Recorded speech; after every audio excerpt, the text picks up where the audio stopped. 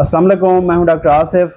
हमारे YouTube channel doctors vlogs में खुश आमदीद। आज हम एक अहम टॉपिक पे डिस्कस करेंगे, उसको जो है वो ज़ेरे गौर लाएंगे कि जिसे हामला जानवरों की देखभाल कैसे की जाए।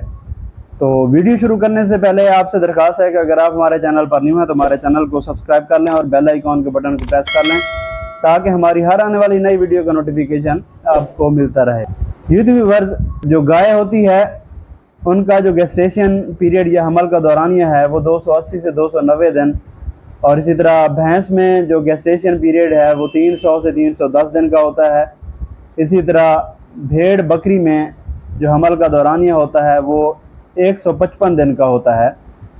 तो चूँकि ये ऐसे जानवर हैं जिनको हम घर में पालते हैं दूध के लिए, तो इनके जो गेस्टेशन पीरियड होता है इनकी तरफ खसूसी तवज्जो देनी चाहिए और इनकी जो देखभाल है उसके ऊपर भी जो है वो भरपूर तवज्जो देनी चाहिए। ये जो गाय भैंस है इसमें जो बच्चा होता है पहले 6 माह के अंदर उसका जो वज़न होता है वो 10 kg बढ़ता है, और बकिया 2 या 3 माह में उसका वज़न 20 से 25 kg तक बढ़ता है। तो इस बात से अंदाज़ा लगा लें जो आखिरी ट्राइमेस्टर होता है, जो आखिरी दिन होते हैं, उनमें बच्चे का वज़न 3 गुना बढ़ता है। तो इस दौरान जो ये आखिरी दिन होते हैं, अयाम होते हैं, इनमें जानवरों की जो देखभाल है उसकी तरफ खसूसी तवज्जो देनी चाहिए। जानवरों की खुराक, जानवरों के जो पानी की ज़रूरत है, जो जानवरों की जो नमकियात या मिनरल्स की ज़रूरियात हैं, वो इनके ऊपर जो है वो खसूसी तवज्जो देनी चाहिए। क्योंकि हमला जानवर जो गेस्टेशन पीरियड में होता है उसको जो अहम काम है वो सर अंजाम देने पड़ते हैं। उनमें को अपनी जो जिस्मानी ज़रूरियात है या नशोनुमा है उसके लिए उसको खुराक चाहिए होती है। दूसरा ये है कि वो अगर मिल्किंग पीरियड में है, वो साथ साथ दूध दे रहा है, तो उसने दूध की भी फराहमी करनी है, और इसके साथ साथ उसने अपने पेट में मौजूद बच्चे की नशोनुमा के लिए भी उसे ग़िज़ाई अज्जा की जो है वो ज़रूरत पड़ती है। तो इन 3 कामों के लिए हमें उनकी जो है वो ग़िज़ाई अज्जा, जो ग़िज़ाई ज़रूरियात हैं, उनकी तरफ जो है वो तवज्जो देनी होती है, उनको जो है मलहूज़ खातिर रखना होता है। अगर जानवर को हमल के आखिरी अयाम में मुतवाज़न खुराक ना दी जाए तो बच्चे की नशोनुमा के ऊपर भी असर पड़ता है, और उसमें आने वाला जो लैक्टेशन पीरियड होता है उसके ऊपर भी जानवर की जो दूध की पैदावार है उसके ऊपर भी जो है वो काफ़ी ज़्यादा असर पड़ता है। वो खातिर खा पैदावार नहीं दे सकता जो हम उससे तवक्को कर रहे होते हैं। तो आज की बछड़ी कल की गाय के असूल को मद्देनज़र रखते हुए हमें जानवर की जो हमल का दौरानी है उसको जो है वो मद्देनज़र रखते हुए उनकी अच्छी तरीके से परवरिश करनी है, उनकी देखभाल करनी है, उनको पानी देना है, और उनको जो मिनरल्स या नमकियात की ज़रूरियात हैं वो उनको हमने प्रोवाइड करनी है।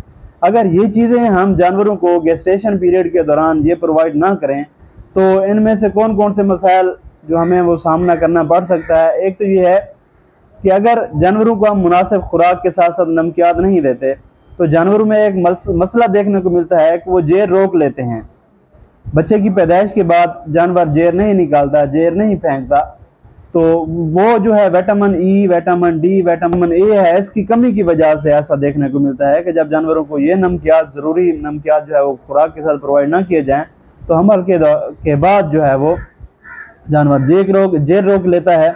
दूसरा ये है कि जानवर सूतक का शिकार हो जाता है, सूतक का बुखार हो जाता है। ये कैल्शियम और फास्फोरस की कमी की वजह से होता है कि जब जानवरों को कैल्शियम और फास्फोरस उनको सप्लीमेंट्स के तौर पर ना दी जाए तो जानवर सूतक का शिकार हो जाता है और जानवर बैठ जाता है। पैदाइश के वक्त तीसरे नंबर पर जो है पैदाइश के वक्त जानवर की बच्चेदानी का ना खुलना, और ये अक्सर औकात देखने को मिलता है कि फार्मर शिकायत करते हैं कि जानवर जो है वो पार्चुरेट कर रहा है लेकिन उसकी जो बच्चेदानी है वो नहीं खुल रही और बच्चा बाहर नहीं आ रहा। तो ये भी नमकियात की कमी की वजह से ऐसा होता है कि अगर हम जानवरों को इनके नमकियात की जो कमी है वो पूरी करते रहें तो जानवरों में ये मसाइल देखने को ना मिले। चौथे नंबर पे आता है कि जब जानवर बच्चा दे देता है तो या बच्चा देने के बाद या जब बच्चा देने से पहले जानवर का हैवाना जो है वो सूज जाता है, उसमें एडिमा हो जाता है, उसमें पानी या हवा भर जाती है। तो ये है वो पोटाशियम की कमी की वजह से ऐसा देखने को मिलता है कि जानवर में जब पोटाशियम की कमी हो तो जानवर में जो हैवाना जो है वो सूज जाता है।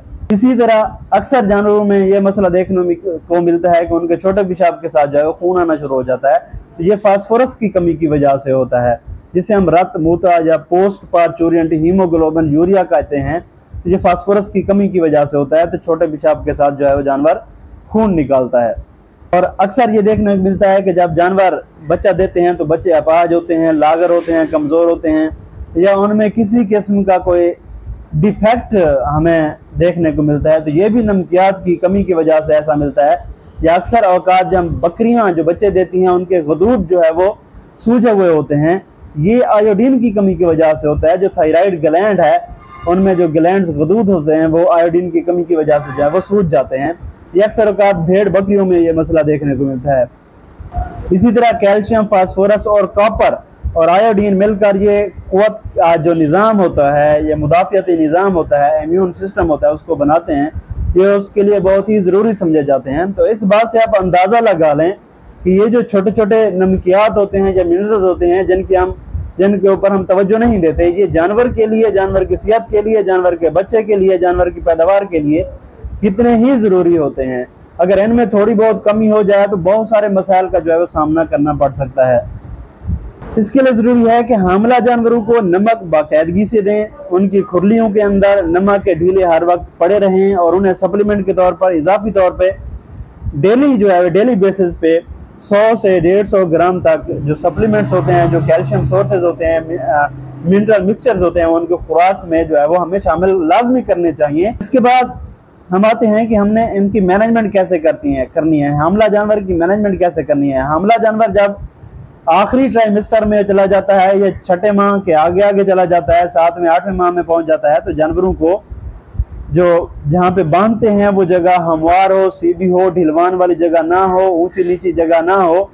تو جب جگہ صاف ہوگی، ستھری ہوگی، ہموار ہوگی، سیدھی ہوگی، تو جانور سکون سے بیٹھے گا، زیادہ دیر بیٹھے گا، جگالی کرے گا اور وہ پرسکون محسوس کرے گا۔ اگر جگہ ہموار نہ ہو، ڈھلوان والی جگہ ہو، تو جانور جو ہے وہ اوپر نیچے اٹھتے بیٹھتے، تو جانوروں میں جو ہے یہ مسائل، پیچھا مارنے کے مسائل اکثر جو ہے وہ دیکھنے کو ملتے ہیں کہ جانور جو ہے وہ زور لگاتے ہیں، وانس وغیرہ دینے کی کوشش کرتے ہیں۔